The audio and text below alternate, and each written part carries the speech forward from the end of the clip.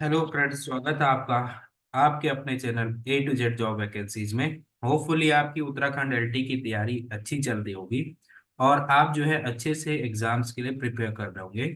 तो मैं आज आपके लिए लेके आया हूँ उत्तराखंड एलटी 2024 की जो टीचिंग एप्टीट्यूड है, एकेडमिक एप्टीट्यूड है, शैक्षिक अभिवृत्ति है, उससे related mock test to model test जिसे कह सकते हैं आप, जो एक इम्पॉर्टेंट क्वेश्चंस का कलेक्शन है जो कि आपके टीचिंग एप्टीट्यूड से रिलेटेड है।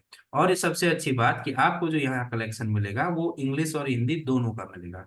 यानी आपको जो है दोनों लैंग्वेज बाई लैंग्वेज में कलेक्शन मिलेगा। तो आप अपनी तैयारी को यहाँ से चेक कर सकते हैं और लास्ट में जो है अपना स्कोर चेक करके कमेंट कर सकते हैं कि आपके कितने क्वेश्चंस सही हुए थे आज की इस क्लास से। तो इससे पहले मैंने मॉक टेस्ट 1 आपको दिया था, आपने उसमें अच्छा रेस्पॉन्स किया। आप लोग उसको भी जरूर देखिएगा और वहां से आपको बहुत सारी चीजें क्लियर हो जाएंगी। तो अब बढ़ते हैं, लेकिन आज भी मैं आपको कहता हूं कि पहले आप टॉपिक वाइज हर चीज को पढ़िए, तब एमसीक्यू को भी आप प्रैक्टिस में रखिए, लेकिन टॉपिक वाइज अंदर से हर चीज को पढ़ना भी जरूरी है। केवल एमसीक्यू से काम नहीं चलेगा। एमसीक्यू को आप क्या कीजिए, फ्री टाइम में जैसे आप सोने जा रहे हैं तो 10 मिनट आपने ये क्लास देख ली, वहां आपको पूरा पता लग जाएगा कि आपकी प्रिपरेशन क्या है और आपका माइंड भी फ्रेश हो जाएगा। लेकिन सब्जेक्ट के अंदर अगर आपको कोई भी चीज करनी है तो टॉपिक वाइज आपको स्टडी करनी पड़ेगी। और उस टॉपिक वाइज स्टडी के लिए मैंने शुरू कर दी है आपकी यूनिट 5। स्कूल मैनेजमेंट हमने एक क्लास डाली हुई है यूनिट 5 की, वहां आप देख सकते हैं, और यूनिट 3 हमारी कंप्लीट हो चुकी है। तो चलिए बढ़ते हैं पहले प्रश्न की तरफ। To the academically weak student you would give a suggestion to work hard, give a suggestion to them, arrange tuition for themselves, offer to teach after the school hours, not giving not given any suggestion in your views। Hindi में जानेंगे तो शैक्षणिक रूप से कमजोर छात्रों के लिए आप कड़ी मेहनत करने का सुझाव देंगे, उन्हें अपने लिए ट्यूशन की व्यवस्था करने का सुझाव देंगे, स्कूल समय के बाद पढ़ाने की कोशिश पेशकश करेंगे। स्कूल के बाद स्कूली समय के बाद का मतलब है कि आपने स्कूल खत्म कर दिया उसके बाद, और कोई सुझाव नहीं देंगे। तो देखिए, हमेशा ध्यान रखिएगा कि आपको इससे ऐसे क्वेश्चंस को जो है इनके ऑप्शन से ढूंढना होता है कि इनका आंसर क्या होगा। तो कोई सुझाव नहीं देंगे ये तो कहीं भी नहीं होगा, और साथ में ट्यूशन के लिए तो आप किसी को बोल ही नहीं सकते हैं, तो ये भी नहीं होगा। अब आपके पास दो चीजें बचती हैं, कड़ी मेहनत करने का सुझाव दें और स्कूल समय के बाद पढ़ाने की पेशकश करें। यानी आप उनको कहें कि मैं आपको थोड़ा बहुत स्कूल के बाद पढ़ा दूंगा। तो देखिए, वो ट्यूशन के अंतर्गत नहीं आएगा, आप उसका पैसा नहीं लेंगे। तो इसलिए जो है इन दोनों में से, अब देखिए मैंने आपको बोला कि हमेशा विद्यार्थी को जो है आपको सेफ रखना है। तो आपका जो सही आंसर है उसके अकॉर्डिंग हो जाएगा। आप मेहनत करने का सुझाव, कड़ी मेहनत करने का सुझाव देने से अच्छा ऑप्शन जो है आपका क्या होगा कि आप स्कूल समय के बाद भी उनको पढ़ाने की कोशिश करेंगे। और जिसे आप कहते हैं रिमीडियल टीचिंग। देखिए, कभी भी चीजें सीधी सीधी नहीं पूछी जाती हैं, आपको इसी तरह से थोड़ा सा घुमा फिरा के प्रश्न पूछेगा। तो पहले का ऑप्शन नंबर सी है आपका करेक्ट, कि आप क्या करेंगे, उसको स्कूल के समय के बाद कुछ समय अपना देंगे ताकि उसको रिमीडियल क्लासेस की तरह पढ़ाने की कोशिश करेंगे। अब दूसरी चीज, एक चीज और मैं आपको बता दूं कि जो हिंदी मीडियम वाले स्टूडेंट हैं वो केवल हिंदी पे ही फोकस ना रहे। कभी कभी क्या होता है कि हिंदी में ऑप्शंस गलत होते हैं, अक्सर हर कम्पिटेटिव एग्जाम्स में देखा गया है। और इसका सीधा सीधा रूल है कि इंग्लिश से ही आपको क्या करना है, समझना है, और वही आपका सही माना जाएगा। हिंदी वाला रूपांतरण सही है या गलत है उससे मतलब नहीं रहेगा। तो ये चीज भी ध्यान रखिएगा, हमेशा इस चीज पे भी फोकस कीजिएगा। और पेडागोजी की जो कुछ ऐसी चीजें हैं जो थिंकिंग पावर पे आती हैं, वो शब्दों की क्लिष्टता के कारण हिंदी में समझ ना आके इंग्लिश में जल्दी से समझ आ जाती है। आगे बढ़ते हैं प्रश्न संख्या 2 की तरफ। A student of your class has the habit of calling bad names. In order to rectify him, you would punish him, advise him, talk to his guardians, and inquire about the reason of the habit from them। And इसका option number D नहीं है, तो यहाँ पे आप लिख सकते हैं report to principal. Report to principal. अब देखिए, आपकी क्लास में एक बच्चा है जो क्या करता है, जिसको बुरे नाम पुकारने की आदत है। अक्सर हर क्लास में आपको ये बच्चा मिलेगा। तो आप क्या करेंगे, उसे सजा दोगे, उसे सलाह दोगे, उसके माता पिता अभिभावक से बात करेंगे और उसकी आदत का कारण पूछेंगे, और प्रिंसिपल से शिकायत दर्ज करेंगे। अब देखिए, आपको लग रहा होगा कि ये क्वेश्चन सर कहाँ से आ गया, तो ये आपका केस स्टडी मेथड से। आप क्या करते हैं, बच्चे की केस स्टडी करते हैं। और केस स्टडी के लिए जरूरत होता है उसके बैकग्राउंड का पता करना, और बैकग्राउंड का पता करने के लिए उसके माता पिता और अभिभावक से आप बात करेंगे और उसकी आदतों का कारण जानने की, पता करेंगे कि वो क्यों ऐसा कर रहा है। तो इसलिए इसका भी हो जाएगा ऑप्शन नंबर सी। तो अगर आपने केस स्टडी वाला मेथड अच्छे से पढ़ा है तो आप इसका आंसर सीधा सीधा दे पाएंगे और सही दे पाएंगे। तो ऑप्शन क्वेश्चन नंबर 2 का भी ऑप्शन नंबर सी आपके पास करेक्ट हो जाएगा। चलिए बढ़ते हैं प्रश्न संख्या तीसरे की तरफ। अब देखिए इंपॉर्टेंट प्रश्न ये आपके पास बहुत बार पूछा जाता है, who had started nursery schools? Froebel, Dalton, Annie Besant, Dewey. किसने जो है नर्सरी स्कूल प्रारंभ किए थे? फ्रॉबेल ने, डाल्टन ने, एनी बेसेंट ने या डीवी ने? तो इसका आंसर आप लोग सब सही दे रहे होंगे होपफुली। तो जो आपका थर्ड है इसका सही आंसर है फ्रॉबेल। जी हाँ, फ्रॉबेल ने ही क्या किया था, नर्सरी स्कूल को प्रारंभ किया था। तो ये हो जाएगा आपका फ्रॉबेल। तो इसका हो जाएगा ऑप्शन नंबर ए सही। नेक्स्ट बढ़ते हैं चौथे प्रश्न की तरफ। In the field of education the most important element is aptitude, who had given this thought? देखिए जो एप्टीट्यूड थॉट है, एप्टीट्यूड वर्ड है, योग्यता जिसे कहते हैं, शिक्षा के क्षेत्र में सबसे महत्वपूर्ण तत्व होता है योग्यता। यह विचार किसने दिया? किसने कहा कि योग्यता जो है वो शिक्षा के क्षेत्र में महत्वपूर्ण क्या है, विचार है? तो ये किसका विचार है? रूसो, नन, एमएस डगल और मॉन्टेसरी। होपफुली आपका आंसर सही होगा, लेकिन आप लोग मुझे जहां तक लग रहा है कि इसका आंसर सही नहीं दे पा रहे होंगे। तो इसका सही ऑप्शन हो जाएगा नन। नन साहब ने जो है इसको दिया था एप्टीट्यूड, यानी ये बोला था कि शिक्षा के क्षेत्र में जो महत्वपूर्ण तत्व है in the field of education the most important element is योग्यता, एप्टीट्यूड। एप्टीट्यूड एक महत्वपूर्ण चीज है। इसीलिए आपका भी टीचिंग एप्टीट्यूड, एप्टीट्यूड का मतलब है कि आप में कितनी क्षमता है, आपको जिसकी एप्टीट्यूड आप चेक कर रहे हैं। जैसे आपका टीचिंग एप्टीट्यूड चेक कर रहा है आयोग जो है, 30 नंबर का टीचिंग एप्टीट्यूड दे रहा है आपको, तो इसका मतलब वो आपकी टीचिंग की योग्यताओं को जानना चाहता है, परखना चाहता है। तो ये किसने कहा था? नन ने। इंपॉर्टेंट क्वेश्चन हो सकता है ये भी आपके लिए। बढ़ते हैं आगे क्वेश्चन नंबर 5 की तरफ। Just like the residential schools the schools of the Indian system were madrasas, मुक्ताज, गुरुकुल्स और आश्रम्स। अब देखिए आवासीय विद्यालय की तरह ही भारतीय पद्धति के विद्यालय थे। जिस तरह से आजकल बोर्डिंग स्कूल्स चलते हैं, रेजिडेंशियल स्कूल चलते हैं, उसी तरह से पहले भारतीय पद्धति के विद्यालय क्या थे? तो मदरसे थे, मकतबे थे, गुरुकुल थे या आश्रम थे? अब बहुत सारे लोग आश्रम की तरफ जा रहे होंगे, लेकिन इसका सही आंसर हो जाएगा आपके पास गुरुकुल। इसीलिए आप हर बोर्डिंग स्कूल का, इसका ऑप्शन नंबर सी करेक्ट हो जाएगा। आप हर बोर्डिंग स्कूल का देखिए, जो भी अपने बोर्डिंग स्कूल का एडवर्टीजमेंट करता है, प्रचार प्रसार करता है, तो बोलता है कि हमारा स्कूल जो है वो मॉडर्न गुरुकुल है। तो मॉडर्न गुरुकुल इसीलिए कहा जाता है कि गुरुकुल पहले भी क्या होते थे, गुरुकुल होते थे जहाँ छात्र और विद्यार्थी और अन्य टीचर और स्टाफ एक जगह रह के एक आवास की तरह रहता था, और वहीं पे सारी चीजें चलती थी जिस तरह से आज बोर्डिंग स्कूल चल रहे हैं। भले उस टाइम जो है इतनी सुख सुविधाएं नहीं थी, तो इसीलिए जो आज के रेजिडेंशियल स्कूल्स हैं उनको आप मॉडर्न गुरुकुल कह सकते हैं। तो मॉडर्न गुरुकुल याद रखिए, रेजिडेंशियल स्कूल मॉडर्न गुरुकुल याद रहेगा आपको, तो इसका आंसर भी आपको याद रहेगा ऑप्शन नंबर सी। आश्रम की तरफ मत जाइएगा, आश्रम गलत ऑप्शन हो जाएगा। बढ़ते हैं प्रश्न संख्या 6 की तरफ। The great supporter of regulatory in the field of female education in India was. अब भारत में स्त्री शिक्षा के क्षेत्र में महान समर्थक और क्रांतिकारी थे महात्मा गांधी, अरविंदो कर्वे या रविंद्रनाथ टैगोर। तो भारत में जो स्त्री शिक्षा है उसको बढ़ावा हर एक ने दिया, लेकिन इस क्षेत्र में क्रांतिकारी तरह से काम किसने किया? एक क्रांतिकारी थे, तो वो है आपके पास। अब इसका आंसर आंसर हो जाएगा आपके पास कर्वे, सी सही। तो इसका भी ऑप्शन नंबर सी सही है, 6। देखिए अरविंदो, महात्मा गांधी, आर एन टैगोर, सबने स्त्री शिक्षा को बढ़ावा जरूर दिया है, समर्थक जरूर थे सारे लोग, लेकिन एक क्रांतिकारी के रूप में भी होना चाहिए और समर्थक भी होना चाहिए। तो इसलिए आपका कर्वे सही था। अब बढ़ते हैं प्रश्न संख्या 7 की तरफ।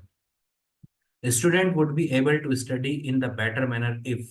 छात्र जो है बेहतर ढंग से अध्ययन कर सकेंगे यदि their parents guardian remain away from the school and let teachers do their work. अगर आप उनके माता पिता और अभिभावकों को स्कूल से दूर रखते हैं और शिक्षक को जो है अपना काम करने देते हैं, शिक्षकों को जाने देते हैं और अपने काम करो, यानी आप क्या कहते हैं कि उनके पेरेंट्स को स्कूल से दूर रखे और शिक्षक अपना काम करेंगे। दूसरा क्या है कि उनके माता पिता अभिभावक प्रतिदिन शिक्षक से मिलते हैं और शिकायत करते रहते हैं और उन्हें बताया कि पढ़ाई ठीक से नहीं हो रही है, ये अगर उनको बताएंगे। तीसरा क्या देखिए कि their parents guardians occasionally meet the teachers and tell them about the problems of their child, ward also get the advice. माता पिता जो है बच्चों के हैं वो कभी कभी शिक्षक से मिले और उससे इस बारे में बताएं कि बच्चे को या उनके वार्ड को क्या क्या समस्याएं हैं, और उनको सलाह करने की, उनको सॉल्व करने की सलाह भी दें। और उनके माता पिता विभाग अपने बच्चों वार्डों के लिए ट्यूशन की व्यवस्था करें। तो ट्यूशन की व्यवस्था तो कहीं से सही नहीं है। अभिभावक को स्कूल से दूर रख सकते हैं, ऐसा भी नहीं कह सकते टीचर अपना काम करो, नहीं कर सकते हो। अब दो ऑप्शन आपके पास बचते हैं कि प्रतिदिन अभिभावक शिक्षक से मिले और शिकायत करते रहे कि उनको ठीक से पढ़ाया नहीं जा रहा है या स्कूल में ठीक से पढ़ाई नहीं हो रही है, ये बोलेंगे। तो ये भी ऑप्शन कहीं ना कहीं ठीक नहीं है। तो इसका मतलब कौन सा ऑप्शन इसका भी सही हो जाएगा, सी, कि उनके माता पिता जो है कभी कभी विद्यालय में प्रवेश जरूर करें या विद्यालय जरूर आए, और उससे क्या करें, बच्चों की जो समस्याएं हैं कि उनको किस किस फील्ड में समस्या हो रही है उसका डिस्कशन टीचर से करें। अब बढ़ते हैं आगे प्रश्न संख्या नेक्स्ट की तरफ। If after looking at the result of an examination the teacher realises whatever he had taught in the to his student was not sufficient, or he has not been able to teach probably, then what should he do. देखिए आपके साथ भी ये समस्या आ सकती है। यदि किसी परीक्षा के परिणाम को देखने के बाद शिक्षक को एहसास होता है कि जो भी उसने विद्यार्थी को पढ़ाया है वह पर्याप्त नहीं था, तो फिर उसे क्या करना चाहिए। तो he should teach the subject lesson once again, उसे विषय पाठ को एक बार और पढ़ाना चाहिए। एक ऑप्शन आपके पास ये है। सेकंड ऑप्शन आपके पास क्या, देखिए उसे विद्यार्थियों को सहायता से उस विषय पाठ को दोहराने की सलाह देनी चाहिए। तीसरा ऑप्शन है आपके पास कि उसे कुछ भी नहीं करना चाहिए, क्योंकि यदि वह कोई कार्यवाही करता है तो वह हार जाएगा, और उसे उस विषय पाठ को एक बार फिर से और दूसरे माध्यमों से पढ़ाना चाहिए। यहाँ पे लिखा हुआ है और दूसरे माध्यमों से पढ़ाना चाहिए। तो देखिए आप कुछ भी नहीं करेंगे, ये तो ऑप्शन गलत हो जाएगा। उसको विषय विद्यार्थियों की सहायता से उस पाठ को दोहराने की सलाह देनी चाहिए। लेकिन आपको मैं एक चीज बता दूं, हमेशा जब भी आप आंसर ऐसे क्वेश्चंस का देते हैं तो आप केवल बच्चे को फोकस, या बच्चे को जो है फोकस करके बच्चे को देना है, लेकिन बच्चे को फोर्स नहीं करना है। तो आप दूसरे को पढ़ाने को बोलेंगे तो अपना आप कल्टी मार रहे हैं, इसका मतलब तो ये नहीं हो सकता। अब आपके पास दो चीजें बढ़ती हैं, उसे उस विषय के पाठ को एक बार फिर से पढ़ाना चाहिए, ये भी हो सकता है। लेकिन अगर आप ऑप्शन नंबर डी की तरफ जा रहे हैं तो उसे उस विषय पाठ को एक बार फिर से और दूसरे माध्यम से पढ़ाना चाहिए। देखिए मेथड चेंज कीजिए अपना। बोलते हैं ना कि बच्चे को इस तरह से समझ नहीं आ रहा तो क्या पता दूसरी तरह से समझ आ जाए। तो आपको इसका मतलब क्या करना चाहिए, अपना एक तो उसको दोबारा पढ़ाना ही चाहिए, और साथ में जो है अपने अलग मेथड से पढ़ाना चाहिए। तो इसका मतलब इसका हो जाएगा ऑप्शन नंबर डी सही। अब बढ़ते हैं अगले प्रश्न की तरफ। The problem of which educational level are more important and intricate. शैक्षिक स्तर की समस्या अधिक महत्वपूर्ण और जटिल है। निम्न में से कौन सी ऐसी ऐसा स्तर है शैक्षिक स्तर जो आपका अधिक, उसकी समस्या जो है अधिक जटिल और महत्वपूर्ण हो सकती है। अब देखें उच्च स्तर की शिक्षा, प्राथमिक स्तर की शिक्षा, माध्यमिक स्तर की शिक्षा और सभी। अब सभी तो हो नहीं सकता कि सबकी ही जटिल हो, ऐसा नहीं होता है। देखिए सबसे ज्यादा प्रॉब्लम आपको कहाँ पढ़ाने में आती है। तो अगर आपको सबसे ज्यादा जटिल समस्या और महत्वपूर्ण है तो वह है प्राथमिक स्तर। देखिए आपको क्या करना है, हमेशा आप एक चीज पे फोकस रहते होंगे, और ये एक रूल भी है कि आप जो है बेस मजबूत कीजिए। तो जहां आप महत्वपूर्ण की बात कर रहे हैं तो उसका मतलब है कि बच्चे का बेस मजबूत होना चाहिए। और दूसरा जटिल का मतलब है कि उसमें आपको पढ़ाने में बहुत असुविधाएं भी हो सकती हैं। तो बेस मजबूत करने का मतलब हो गया, इसका मतलब भी है प्राथमिक शिक्षा। और जहां आपको सबसे ज्यादा दिक्कतें होंगी, जहां बच्चे को बहुत सारी चीजें, देखिए आप अगर माध्यमिक स्तर पर पढ़ा रहे हैं तो 6 से 8 तक पढ़ा रहे हैं तो नीचे की बच्चे को बहुत सारी चीजें आपको पता है। तो आप क्या करते हैं, बच्चे को अपने सब्जेक्ट से जोड़ते हुए आगे बढ़ जाते हैं। लेकिन जब आप प्राथमिक शिक्षा की तरफ जाते हैं तो वहां बच्चे का एक तो बेस मजबूत है, इसलिए महत्वपूर्ण है। और साथ में उनकी समस्याएं जटिल भी होती हैं, क्योंकि बच्चों को सारी चीजों का या दुनिया का ज्ञान नहीं होता है। तो इसलिए जो है प्राथमिक स्तर की शिक्षा महत्वपूर्ण भी है और जटिल भी है। एजुकेशन फॉर प्राइमरी लेवल ये क्या है आपके पास, मोर इम्पोर्टेंट और इंट्रैक्टिकेट है। देखिए सारी चीजों में समस्याएं आ सकती हैं, लेकिन सबसे महत्वपूर्ण और सबसे अधिक समस्या आपकी प्राथमिक स्तर की होंगी। तो इसलिए आपका ऑप्शन नंबर क्या हो जाएगा, बी सही हो जाएगा। अब बात करते हैं प्रश्न संख्या 10 की। As on date the subject of education is included in, आज की तारीख में शिक्षा का विषय शामिल है। तो देखिए आपका एजुकेशन डेवलपमेंट से क्वेश्चन है कि शिक्षा का जो, शिक्षा को जो है किस सूची में रखा गया है, अगर आप सीधे शब्द में बोले तो वो आपको पूछा गया है। तो union list, concurrent list, state list, संघ सूची, समवर्ती सूची, राज्य सूची, या इनमें से कोई सूची नहीं। तो इसका आंसर आप सभी लोग सही देंगे। ऑब्वियस सी बात है कि ये सबको पता होगा कि शिक्षा जो है वो समवर्ती सूची का विषय है। ऑप्शन नंबर बी इसका करेक्ट हो जाएगा, क्योंकि शिक्षा के लिए जो क्रियाएं होती हैं, जो भी चीजें होती हैं, या जो भी बजट आता है, वो केंद्र तथा राज्य दोनों सरकारें मिलकर करती हैं। और आपको मुझे बताना है एक प्रश्न का आंसर कमेंट बॉक्स में कमेंट करके कि शिक्षा पर जो है, शिक्षा पर राज्य सरकार कितना प्रतिशत बजट या कितना प्रतिशत खर्च करती है, और केंद्र सरकार कितना प्रतिशत खर्च करती है। देखिए ये प्रतिशत डिवाइडेड है। अगर 100% है तो इसमें से 100 में से दो जगह डिवाइडेड है, जो राज्य सरकार करेगी वो कितना, और जो आपके पास केंद्र सरकार करेगी वो कितना। तो वर्तमान समय में शिक्षा पर राज्य और केंद्र का वित्तीय प्रतिशत कितना है, ये आपको कमेंट बॉक्स में कमेंट में बताना है। चलिए बढ़ते हैं अगले प्रश्न की तरफ। प्रश्न संख्या 11 है, a teacher would get respect in the society only if he does his duties with commitment and zeal, leads the life of high ideals, as capable of teaching students, is capable of teaching students, all of these. एक शिक्षक को समाज में सम्मान तभी मिलेगा जब वह अपना कर्तव्य प्रतिबद्धता और उत्साह के साथ करता है, उच्च आदर्शों का जीवन व्यतीत करते हैं, छात्रों को पढ़ाने में सक्षम है, और ये सभी। तो आपको इसका आंसर बताना है। तो देखिए एक टीचर समाज के लिए आदर्श व्यक्ति होता है। तो अब उच्च आदर्श का जीवन व्यतीत करने का मतलब आप ये मत समझिएगा कि बड़े शौक पालना यानी बीड़ी सिगरेट और दारू पी रहा है। ऐसा नहीं है। उच्च आदर्श का मतलब होता है कि जो अपना लेवल है वो हाई रखना। हाई आइडियल बनने का मतलब अच्छे मार्ग की तरफ जाना। तो इसका सही ऑप्शन, आप लोग इसका सही आंसर दे रहे होंगे। देखिए आपको जो है एक टीचर बन रहा है तो अपने कर्तव्य और प्रतिबद्धता और उत्साह के साथ कार्य करना पड़ेगा, बहुत जरूरी है। अपने को एक आइडियल बनाना पड़ेगा, बहुत जरूरी है। छात्र को पढ़ाने में, आप देखिए आइडियल बन गया, आप कार्य भी सही कर रहे हैं, लेकिन मेन काम जो आप पढ़ाना है वही नहीं पढ़ा पा रहे, तो क्या फायदा। आप ठीक है, बहुत उत्साह है, कर्तव्य करते हैं, सुबह 6 बजे स्कूल चले जाते हैं, 7 बजे के स्कूल में भी आप आदर्श हैं, समाज में बड़ी बड़ी बातें फेंकते हैं, लेकिन मेन काम आपका स्कूल में छात्रों को पढ़ाना है, वही नहीं कर रहे तो कोई फायदा नहीं। तो ये भी होगा। तो इसलिए सारे काम जरूरी हैं। तो इसलिए ऑप्शन नंबर डी आपका करेक्ट हो जाएगा, ऑल ऑफ द अबव। अब बढ़ते हैं प्रश्न संख्या 12 की तरफ।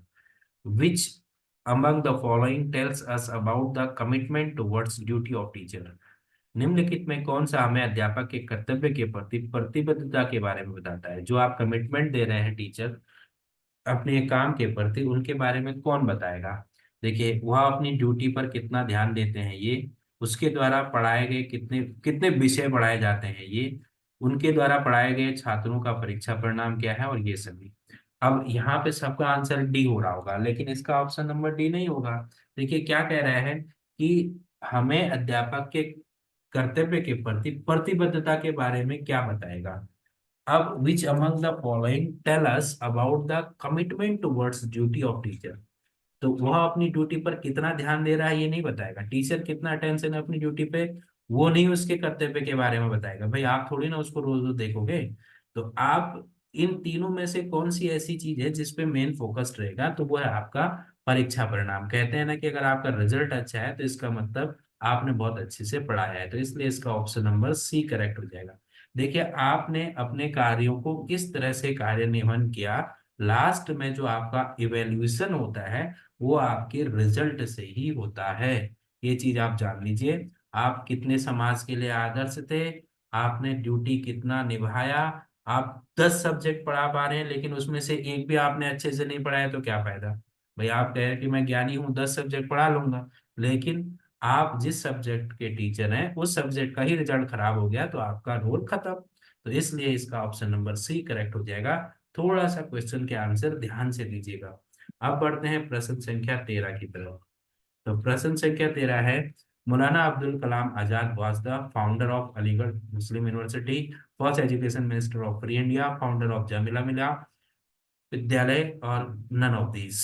मौलाना कबूल आजाद क्या थे? तो अलीगढ़ मुस्लिम विश्वविद्यालय के संस्थापक थे, स्वतंत्र भारत के प्रथम शिक्षा मंत्री थे, जामिया मिलिया के संस्थापक थे, या इनमें से कोई नहीं? तो इसका सही ऑप्शन है आपके पास बी, ऑब्वियस सी बात है, स्वतंत्र भारत के प्रथम शिक्षा मंत्री थे अबुल कलाम आजाद जी। तो ये था आपके 13वां प्रश्न। अब आपके लिए 14वां प्रश्न।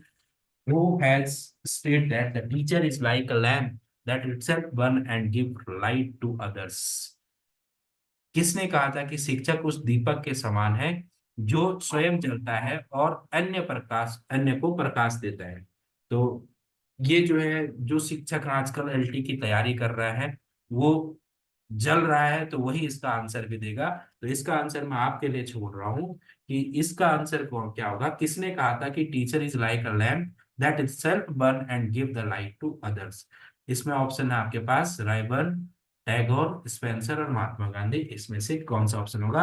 आप जब इसका आंसर लिखेंगे तो 14 का क्या लिखेंगे, वो आप 14 का क्वेश्चन नंबर 14 डाल के उसका आंसर लिखेंगे। मैंने आपको यहाँ से दो चीजें पूछी। एक पूछी है कि 14वें का आंसर क्या होगा, और एक मैंने आपको पूछा कि आप जो है ये बताएंगे कि जो शिक्षा है उस पे समवर्ती सूची में तो रखा, मैंने बताया केंद्र और राज्य अलग अलग प्रतिशत जो है अनुदान देता है। तो केंद्र कितना प्रतिशत खर्च करता है और राज्य कितने प्रतिशत खर्च करता है? तो ये थे आज के आपके लिए टॉप 14 क्वेश्चंस।